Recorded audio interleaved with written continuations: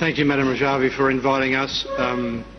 If I could just bring a slightly different perspective on this issue, because the truth is for me that I came to an understanding of the plight of the people of Iran, and especially of those representing them in Camp Ashraf in 1992.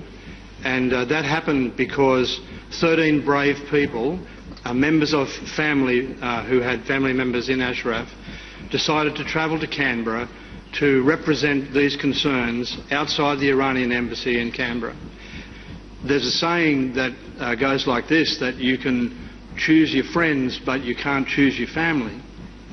And I think this is true in our case, because what we discovered were 13 members of our family from a different part of the world in a very different circumstance.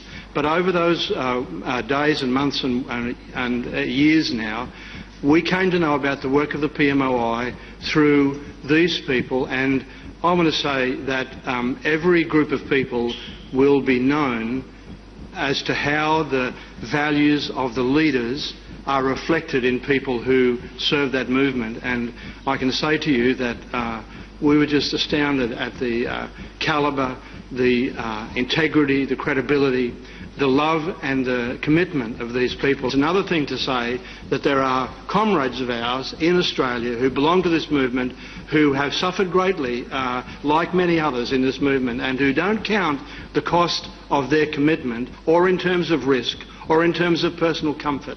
They count the cost of this movement in terms of the result that they seek for the Iranian people. And that is a commitment that we will continue to make, and we will continue to declare in our nation until it happens. And so thank you for giving us this opportunity. As we close the event, and I turn it over to Madam Rajvi, I do have to say that I think all of us see the very big picture that has to happen, that needs action from all of us and from our countries that we represent. But the issue of Camp Liberty and Camp Ashraf is the most urgent, I would suggest, that's on our plate today, is how do we help get people back to Camp Ashraf, where they at least have some sense of stability and protection, rather than in the phoniness of so-called Camp Liberty.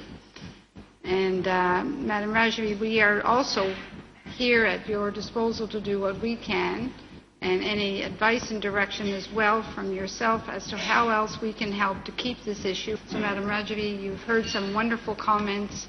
Certainly all of us were inspired yesterday. And we will take those messages back to our countries, and we will work very hard to advance your cause to the extent we possibly can.